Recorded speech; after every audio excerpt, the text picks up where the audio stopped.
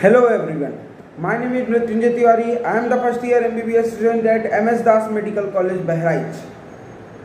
Today I have to present here for attending your questions which are commonly arises in the mindset of every individual. So I want to give explanation of that question according to my view and according to scientific researchers. तो आपके जो भी question है जो कि इस screen पे display हो रहे हैं उनका मैं अब उत्तर दूंगा। सबसे पहले पहला क्वेश्चन, कोरोना वायरस क्या है? तो जैसा कि आप स्क्रीन में देख पा रहे होंगे कि कोरोना वायरस का जो डायग्राम बना है उसमें आपको पता चलेगा कि जो आपको बीच में एक स्ट्रक्चर दिया होगा, आप बगल की स्क्रीन देख सकते हैं कि इसमें आपको एक बीच का एक वाइट पोर्शन दिया है।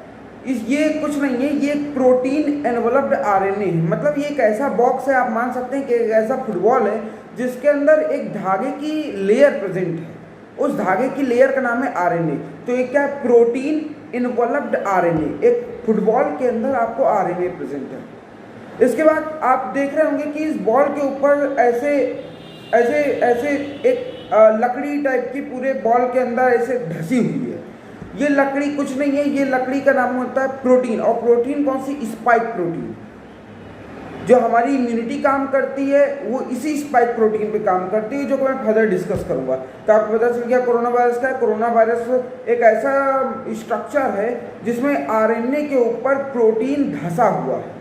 ठीक है, ये हो गया कोरोना वायरस। नेक्स्ट क्वेश्चन जो कि आप स्क्रीन में देख सकते हैं वो है कि कोविड, इसे कोविड-19 क्यों कहा जाता है? तो एक्चुअली में कोविड का फुल फॉर्म होता है को मतलब कोरोना, विड मतलब वायरस, और 19 क्योंकि ये ईयर 2019 में चाइना की वुहान लैब से स्प्रेड हुआ था। इस वजह से ईयर 2019 की वजह से WHO ने इसे कोविड-19 नाम दिया। नेक्स्ट क्वेश्चन आता है कि what is the difference between the antigen and RT-PCR test. And दो टेस्ट, जब भी कभी किसी ने टेस्ट करवाया होगा तो दो टेस्ट आते हैं, एंटीजन टेस्ट और RT-PCR टेस्ट। आखिर उसमें अंतर क्या होता है? कौन टेस्ट करवाना सही है? तो एंटीजन टेस्ट जो होता है उसमें आपको मालूम होना चाहिए कि ये जो कोरोना वायरस है इसके ऊपर जो स्पाइक प्रोटीन धसा हुआ है इसको हमारी इम्यूनिटी मानती है कि एंटीजन है। इस स्पाइक प्रोटीन को एंटीजन है। जब ये कोरोना वायरस हमारे शरीर के अंदर घुसता है तो ये जो स्पाइक प्रोटीन जो एंटीजन है इसके खिलाफ हमारे शरीर में एक ये प्रोटीन है, इस प्रोटीन के खिलाफ एक दुश्मन प्रोटीन बनती है जिसे एंटीबॉडी कहते हैं। तो जो एंटीजन धसा हुआ है इस एंटीजन के खिलाफ आपने सुना होगा एंटीबॉडी बनती। वो एंटीबॉडी कुछ नहीं, ये का प्रोटीन है, तो इसकी दुश्मन प्रोटीन एंटीबॉडी है। तो ये एंटीबॉडी इसको नष्ट कर देती है, स्पाइक प्रोटीन्स को। तो अब मेन बात ये आती है कि एंटीजन टेस्ट किस पर बेस्ड है। तो जब कोरोना वायरस हमारे लंग्स शरीर में इंटर कर जाता है तो उसके 5 से 6 दिन बाद, कुछ जैसे उसमें 7 दिन बाद दिया है कि एंटीबॉडी बनती है। तो ये एंटीजन टेस्ट इसी बात को ढूंढता है कि क्या आपके शरीर में इनर्मस एंटीबॉडी बनी है कि नहीं बनी है। बस इसी बात को, वो it is based on the antigen antibody interaction. ठीक है, वो एंटीजन एंटीबॉडी इंट्रैक्शन पे बेस्ड है। तो यदि आपके शरीर में एंटीबॉडी बनी होगी तो एंटीजन टेस्ट धक ढूंढेगा कि इसमें किसमें एंटीबॉडी, हमारे शरीर में एंटीबॉडी बनी कि नहीं। जहां उसको एंटीबॉडी दिख गया कि हाँ इनके शरीर में एंटीबॉडी बनी है तो कह देगा कि टेस्ट पॉजिटिव है, क्योंकि वो मानता है कि एंटीबॉडी क्यों बनी होगी, क्योंकि हमारे शरीर में कोरोना वायरस घुसा होगा। बस यही चीज़ है। इसके बाद आता है next RT-PCR test. RT-PCR test हमारे शरीर के अंदर, हमने बताया आरएनए क्या करता है कोरोना वायरस। जैसे हमारे लंग्स हैं, दोनों लंग्स हैं, लंग्स में रिसेप्टर्स ऐसे निकले होते हैं, जैसे आप स्पाइक प्रोटीन निकले होते हैं ऐसे रिसेप्टर्स निकले होते हैं। कोरोना वायरस आता है तो इन्हीं रिसेप्टर से जाके अटैच हो जाता है। किसकी मदद से? अपने स्पाइक प्रोटीन की मदद से ऐसे धस जाता है। जैसे स्पाइक प्रोटीन है, जैसे कोई कांटा धसा दो तो ऐसे ही जो कोरोना वायरस होता है वो इसी स्पाइक प्रोटीन पर ऐसे धस जाता है आके। तो इसका मतलब हमें पता चले कि अगर स्पाइक प्रोटीन ना हो तो कोरोना वायरस हमारे लंग्स का कुछ नहीं बिगाड़ सकता। दूसरा, जब ये धस जाता है तो धसने के बाद इसने अंदर छेद कर दिया लंग्स के अंदर। अब ये क्या करेगा कि अंदर का जो इसके अंदर आरएनए भरा हुआ है अपना पूरा का पूरा आरएनए इस लंग्स के अंदर ऐसे डाल देगा। अब इसी के जरिए, इस आरएनए के जरिए इन्फेक्शन फैलाता है। तो एक बात है मालूम चली कि कोरोना वायरस का जो एंटीजन होता है, मतलब जो स्पाइक प्रोटीन होता है, वो हमारे शरीर में धंसने के लिए ज़रूरी है, हमारे शरीर से अटैच रहने के लिए ज़रूरी है, और जबकि जो उसका आरएनए होता है वो हमारे शरीर में इन्फेक्शन फैलाने के लिए ज़रूरी है। ठीक है, तो अब मेन बात ये आती है कि अब आरटीपीसीआर क्या काम करता है। आरटीपीसीआर जैसे आपने देखा कि इसने आरएनए जो है वो लंग्स के अंदर डाल दिया, आरएनए फ्री हो गया, लंग्स के अंदर डाल दिया। तो अब जो आरटीपीसीआर टेस्ट होता है वो एक मशीन चलती है, वो मशीन इसी आरएनए को ही ढूंढती है। अगर उसको जैसे नाक का लिया जाता है टेस्ट, गले का सैंपल लिया जाता है, तो अगर इनमें उसने देखा कि अगर कोई आरएनए नहीं मिल रहा है उसे, अगर वायरस का कोई आरएनए नहीं मिल रहा तो कह देता है टेस्ट निगेटिव है, लेकिन अगर वायरल का कोई आरएनए मिल जाता है तो टेस्ट पॉजिटिव है। अब बात आती है कि कौन सा टेस्ट करवाना बेहतर है। तो अगर वैसे दोनों टेस्ट बेहतर है, लेकिन अगर एंटीजन आरटीपीसीआर में कंपैरिजन करें तो आरटीपीसीआर मोस्ट एक्यूरेट टेस्ट है। 99.99% इसके चांसेस रहते हैं कि जो रिजल्ट है वो सही है, जबकि एंटीजन में 1 से 2% हो सकता है कभी कभी की गलती हो जाए, क्योंकि एंटीजन वाला एंटीजन एंटीबॉडी इंटरेक्शन पे काम करता है। हो सकता है कि कभी कभी जब एंटीबॉडी ना बनी हो, तो एंटीजन टेस्ट काम ना करे, क्योंकि मैंने कहा कि ये शरीर में एंटीबॉडीज़ को ढूंढता है। अगर एंटीबॉडीज़ नहीं बनी तो एंटीजन टेस्ट काम नहीं करेगा। तो इस वजह से आपने देखा होगा कि गवर्नमेंट जब एंटीजन टेस्ट करवाती है, तो जब एंटीजन टेस्ट निगेटिव हो जाता है तो गवर्नमेंट कंफर्म करने के लिए कि जब हो सकता है हमारा एंटीजन टेस्ट अभी एंटीबॉडी को ना पकड़ पा रहा हो, तो गवर्नमेंट एंटीजन टेस्ट के बाद आरटीपीसीआर टेस्ट करवाती है कि अगर एंटीजन टेस्ट में पॉजिटिव आ जाता है तो ठीक है, वरना एंटीजन टेस्ट में निगेटिव आ जाता है तो गवर्नमेंट एंटीजन के बाद आरटीपीसीआर टेस्ट जरूर कंडक्ट करवाती है। ये आपने देखा होगा। तो एंटीजन आरटीपीसीआर टेस्ट दोनों बेहतर हैं, लेकिन बेस्ट होता है आरटीपीसीआर टेस्ट। आरटीपीसीआर का फुल फॉर्म होता है recombinant technology polymerase chain reaction. RTPCR test के बारे में अगर आप चाहेंगे तो मैं एक डिटेल वीडियो बनाऊंगा कि आखिर ये पूरी तरह कैसे काम करता है। वह इतना जान लीजिए कि वो एंटीबॉडी को ढूंढता है एंटीजन टेस्ट, और आरटीपीसीआर टेस्ट आरएनए को ढूंढता है, क्योंकि आरएनए तभी से प्रेजेंट हो जाएगा जब वायरस इंटर करेगा, तो इसके 2-3 दिन बाद हमें टेस्ट इसका पॉजिटिव आने लगता है। ठीक है, इसके बाद आता है कि कोविड की जो वैक्सीन है, इंडिया की कोवैक्सीन, कोविशील्ड और रसिया की स्पुतनिक 5 में क्या अंतर है। जो इंडिया की कोवैक्सीन है, कोवैक्सीन में हमारा मरा हुआ कोरोना वायरस प्रेजेंट है।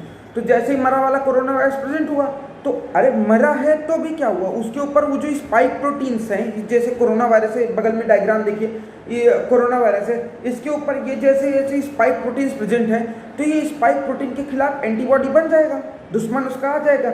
अब क्या होगा, वो याद कर लेगा कि इस प्रकार का, अब जैसे थोड़ी थोड़ी एंटीबॉडी बनी है, अभी थोड़ी ही बनेगी, वरना हम लोगों को कोरोना होता ही नहीं, अगर ज़्यादा बन जाती तो थोड़ी बनेगी, तो हमें फिर हमारी बॉडी को याद रहेगा कि जरूर ऐसा ही वायरस अब अगर आगे आया, जैसे हम लोगों के कोई दुश्मन मिलता है तो हम लोगों को व्यक्तित्व की पहचान हो जाती है कि अब अगर ऐसे व्यक्तित्व का आदमी मिला तो हम फेस कर लेंगे। ऐसे ही हमारी बॉडी उस एंटीजन को पहचान लेती है कि अगर अब आगे ये एंटीजन आया तो हम इसको मार डालेंगे, तो याद कर लेती। फिर यदि हमने कोवैक्सीन दे दी, कोवैक्सीन से याद हो गई बॉडी को, अब जब कभी कोरोना वायरस आएगा तो तुरंत के तुरंत खूब सारे एंटीबॉडीज प्रोड्यूस कर देगा, जिससे वो उसके स्पाइक प्रोटीन को मार डालेंगे। अच्छा, ये क्या काम करते हैं, ये प्रोटीन के खिलाफ दुश्मन होते हैं ना, तो ये हमेशा केवल और केवल स्पाइक प्रोटीन्स को ही मारेंगे। अच्छा, जब स्पाइक प्रोटीन को मार देंगे तो ये लंग्स पे धंस नहीं पाएगा, तो आरएनए अपना छोड़ेगा नहीं, और यदि इसका आरएनए ही नहीं रिलीज हुआ तो ये प्यूपिल को, ये किसी व्यक्ति को इन्फेक्ट ही नहीं कर पाएगा। तो वही चीज़ है कि आरएनए को मारने से अच्छा, जो इन्फेक्ट कर रहा है उसको मारने से अच्छा ये जिसकी मदद से इन्फेक्ट करता है, मतलब ये जिसकी मदद से हमारे लंग्स में जुड़ता है जाके, हम उसी को मार दें।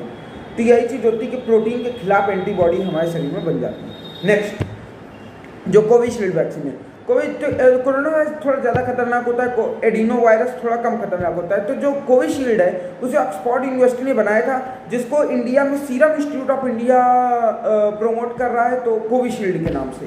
तो आखिर कोविशील्ड है क्या, कोविशील्ड में एडिनो वायरस, कोरोना वायरस की जैसा कोरोना वायरस कोवैक्सीन में डाला गया था, उन्होंने मरा हुआ एडिनो वायरस डाल दिया। एक्चुअली में एडिनो वायरस के ऊपर भी यही सेम स्पाइक प्रोटीन प्रेजेंट होते हैं।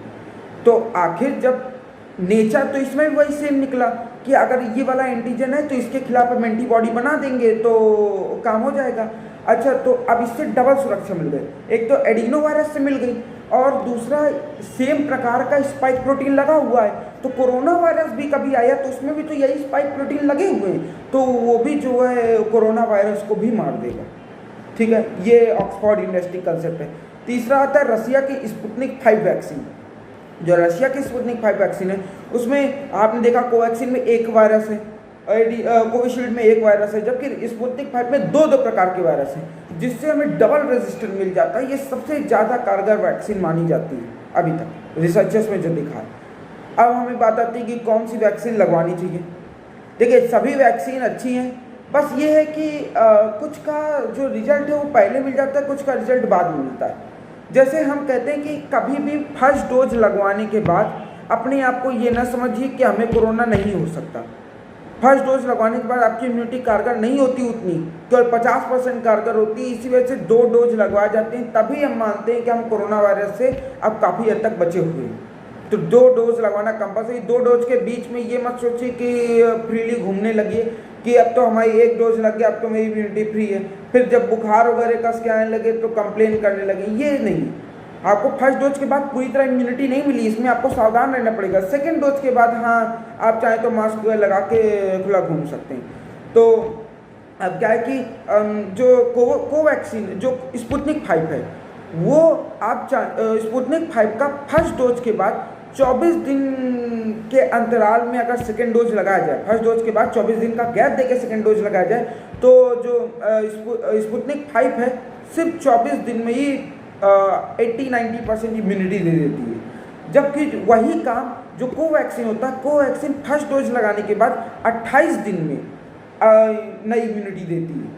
मतलब कोवैक्सीन 28 दिन के अंतराल में यदि लगाई जाए तो भी 80% इम्यूनिटी देती है, जबकि कोविशील्ड में ये ड्यूरेशन काफ़ी लंबा है। कोविशील्ड में यदि आपने फर्स्ट डोज लगवा लिया तो 42 से 56 डेज का जब आप बीच में गैप देंगे और फिर आप वैक्सीन लगवाएंगे, तभी आप पे 80 से 90% कारगर होंगी। ये हो गया। तो कौन सी सबसे बेस्ट है?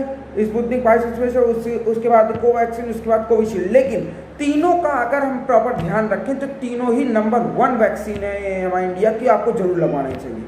और तीसरा, यदि आपको कोरोना वायरस हो गया है, इसीलिए कहते हैं RT-PCR टेस्ट करवाना क्यों जरूरी है। आपने अगर आपको लक्षण दिख रहे हैं, आपने RT-PCR टेस्ट नहीं करवाया, तो भविष्य में यदि आपको हॉस्पिटल, मान लीजिए हॉस्पिटल की नौबत आई, तो जब RT-PCR टेस्ट आने में लगभग इस समय बड़े शहरों में 3 से 4 दिन लग रहे हैं, तो यदि आपको भविष्य में कभी RT-PCR टेस्ट की ज़रूरत पड़ी, हॉस्पिटल में आप तभी एडमिट हो पाएंगे जब आपके पास RT-PCR टेस्ट होगा। और मान लीजिए आपका लंग्स में प्रॉब्लम हो रही बीच में, मतलब आपने पहले टेस्ट नहीं करवाया कि ठीक हो जाएगा, जब 4 दिन बाद आपको लंग्स में प्रॉब्लम हुई तब आप RT-PCR टेस्ट करवाएंगे। RT-PCR टेस्ट और RT-PCR टेस्ट आने में 4 दिन लगेंगे, तब तक आपको हॉस्पिटल में एडमिट नहीं किया जाएगा, आपकी हालत और बिगड़ जाएगी। इस वजह से कहते हैं कि जब तक जैसे ही सिम्टम आए तुरंत RT-PCR टेस्ट करवाइए। संकोच न कीजिए कि लोग यही मानते हैं कि समाज हमारा बहिष्कार कर देगा और जो है हम अगर करवाएंगे सब लोग हमसे दूर दूर जाने लगेंगे। ये मत सोचिए, अपनी सुरक्षा अपने हाथों। बस, थैंक्स अ लॉट। अब अगली वीडियो अगली दिन।